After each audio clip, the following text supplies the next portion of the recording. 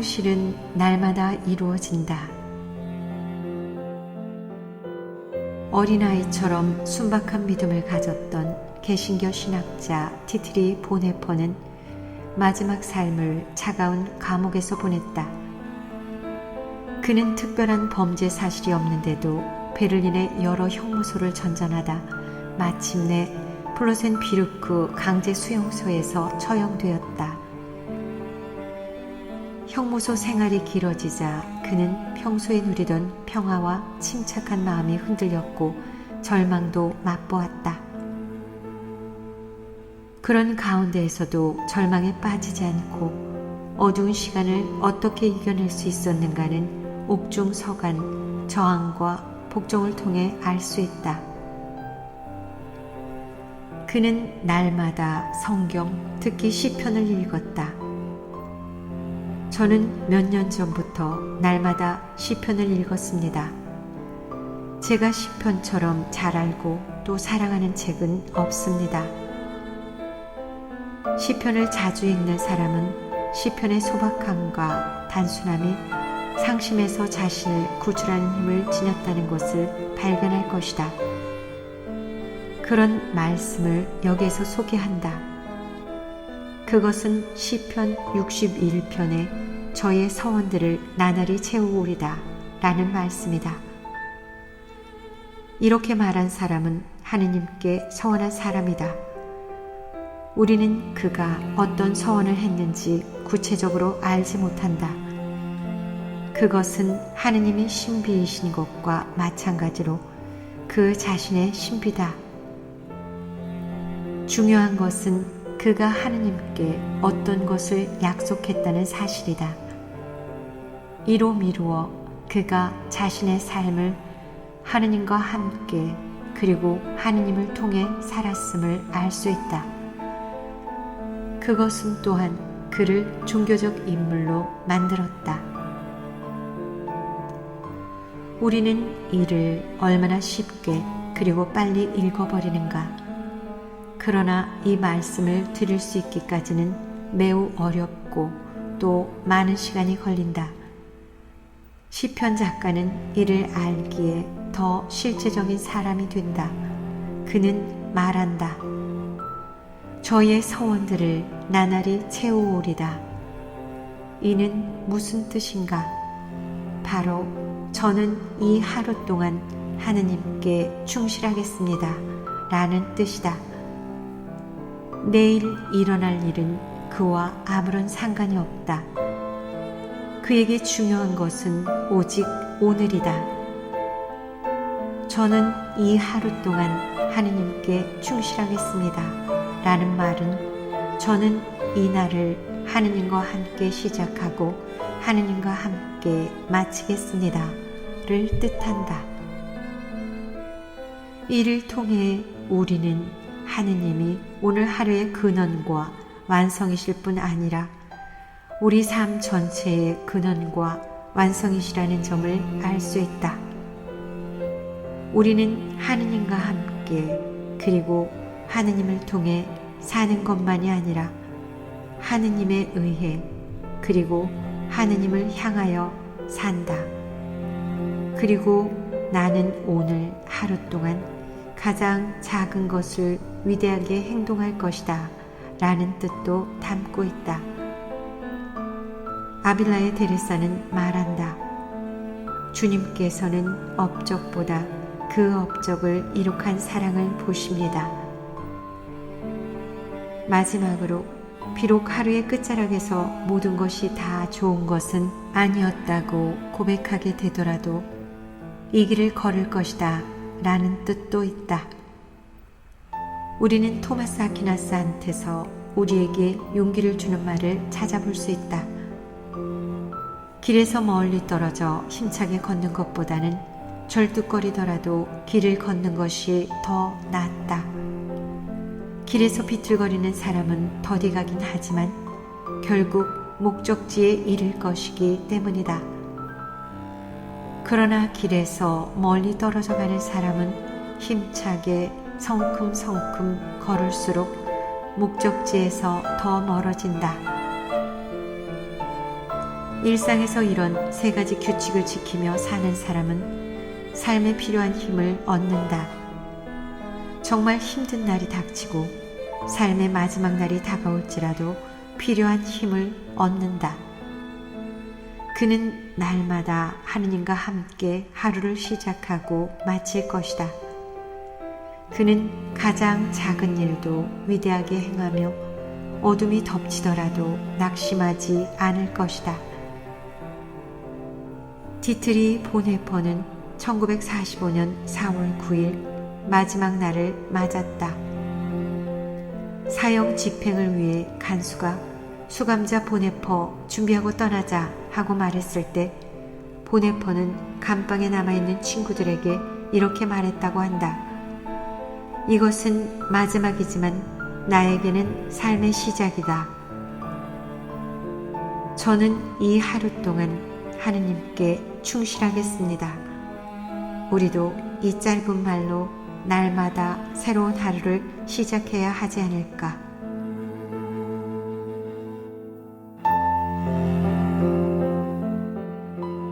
삶은 하늘에 이르는 여행이다. 무상한 모든 것은 하나의 비유다. 괴테의 이 말은 미국 작가 윌리엄 사로얀이 소설 인간 코미디 도입부에서 소개한 이야기를 생각나게 한다. 한 소년이 철도 건널목에서 지나가는 기차와 마주쳤다. 소년은 기쁨에 가득 차 기관사에게 손짓으로 인사했다. 그러나 이를 보지 못한 기관사는 소년에게 응답하지 않았다. 소년은 다른 사람들에게도 손을 흔들었으나 아무도 응답하지 않았다. 소년은 그들이 응답했더라면 좋았을 텐데 하고 생각했지만 그들에게 강요할 수 없었다. 마침내 마지막 차량에 있는 한 흑인 남자가 보였다.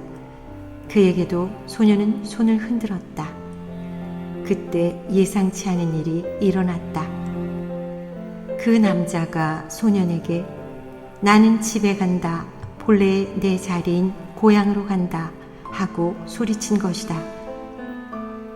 그들은 서로 보이지 않을 때까지 손을 흔들었다. 백인들은 왜 손을 흔들지 않았을까? 그들은 자신 안에 갇혀 있었기 때문이다. 어린이다운 그들 모습은 이미 죽었고 마음의 언어도 죽었다. 마음의 언어로 이야기하는 것은 어린이의 특징인데 이는 생명의 근원에서 배울 수 있다. 어린이가 이런 언어로 말하는 까닭은 생명의 근원인 하늘에 가까이 있기 때문이다. 하늘을 믿는 일이 어린이에게는 그리 어렵지 않다. 어린이는 하늘과 비슷한 특성을 지니기 때문이다. 어린이의 눈짓은 하늘의 눈짓이다. 어른들이 마음의 언어를 익히려면 다시 어린이가 되어야 한다. 흑인은 어린이다운 모습을 유지하고 있었다. 나는 집에 간다. 본래의 내 자리인 고향으로 간다.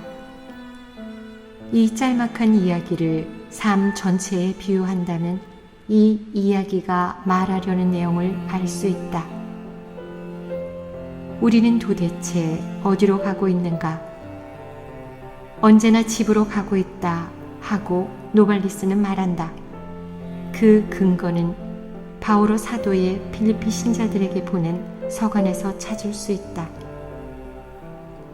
우리는 하늘의 시민입니다. 삶은 하늘에 이르는 여행이다. 카를 라노는 이를 구체적으로 설명한다. 우리는 모두 순례자다. 비록 고향을 떠나지 않았을지라도 마땅히 머물 곳 없는 순례자다. 시간은 흐르고 날들은 지나가고 끊임없이 변화하고 계속 이주한다. 우리는 언젠가 그 어디에서 시작했고 이미 여행을 떠났다. 우리는 끊임없이 떠나고 같은 자리로 돌아오지 않는다. 순례의 길은 유년기를 지나고 힘찬 청년기와 원숙한 노년기를 지나며 고작 몇 번의 축제와 셀 수 없이 많은 평범한 날을 지난다. 고상한 것과 진부한 것을 지나고 순수함과 죄악을 지나고 사랑과 실망 등을 지나 삶의 동방에서 죽음의 서방을 향해 나아간다. 그런데 이 여행은 어디를 향하는가? 우리 순례의 목적지는 하느님이다. 그분은 먼 곳에 거주하신다. 거기에 이르는 길은 우리에게 아주 멀고 어렵게 느껴진다. 우리가 하느님이라고 말하지만 그것이 뜻하는 바는 이해할 수 없다. 모든 실제의 근원이며 우리 갈망의 모든 실개천이 모이는 바다를 우리는 파악할 수 없다. 그렇다면 하늘은 무엇인가? 하늘은 우리 갈망의 모든 실개천이 성취되는 바다와 같은 하느님이다. 이로써 인간 삶의 중심이 이 세상이 아니라 하느님에게 있음을 알 수 있다. 우리는 신앙으로 이미 있던 곳을 향해 움직인다. 이런 일은 신앙인의 무덤에서 일어난다. 그는 이제 신앙하는 마음으로 언제나 있던 곳에서 궁극적으로 현존한다. 이로써 신앙인은 이 세상을 뛰어넘는다고 말할 수 있다. 그리스도인은 언제나 이 세상 건너편에 있기에 내적 자유로 이 세상을 중재할 수 있다. 이것이 뜻하는 것을 다음 세 가지로 정리할 수 있다. 신앙인은 늘 하느님 곁에 있기에 하느님 목소리를 알고 삶의 다양한 상황에서도 그분의 부름을 가려들을 수 있으며 또 응답할 수 있다. 마르틴 부버는 말한다. 위대한 것과 작은 것이 따로 있는 것이 아니다. 자신을 증명한다는 것은 그 순간 책임져야 할 것을 단순하고 순수하게 받아들이는 것이다. 인간과 하느님의 결합을 위해 인간에게 본질적으로 필요한 것은 인간이 순간에 양도하는 것, 곧 하느님이 건네시는 말씀에 대해 인간이 그 순간마다 드리는 응답이다. 일상의 순간순간을 통해 판에 박은 듯 단조로운 일 가운데서 벌어지는 사건을 통해 하느님은 우리에게 말씀하시며 우리는 있는 그대로의 모습을 통해 판에 박은 듯한 일상을 통해 이런 공간과 시간과 가능성 안에서 응답해야 한다. 그런 가운데 우리는 거룩한 삶을 실현할 수 있고 하느님께 다가설 수 있다. 그렇게 하지 못한다면 그분께 다가설 수 없다. 이런 방식으로 그리스도인은 세상의 소금과 빛이 된다. 그리스도인은 늘 하느님 곁에 있기에 자기 이웃을 심지어는 원수까지 사랑할 수 있다. 샤를드 부코는 우리에게 이웃사랑의 척도를 제시한다. 예수님은 이웃 가운데 인간의 몸으로 우리 앞에 서 계신다. 그들 가운데 많은 이가 상처를 입어 피 흘리고 고통스러워하며 어떤 이들은 건강하다. 우리가 무릎을 꿇고 상처를 싸매주고 고통을 덜어주어야 하는 대상은 피 흘리는 이들이다. 병든 이들을 돌보지 않고 건강한 이들에게 향유를 바르며 돌보는 일은 어리석은 짓이다. 우리는 무엇을 위해 세상에 있는가? 하늘의 언어인 사랑을 배우기 위해서다. 예수님은 이 언어를 우리에게 가르치시기 위해 세상에 오셨다.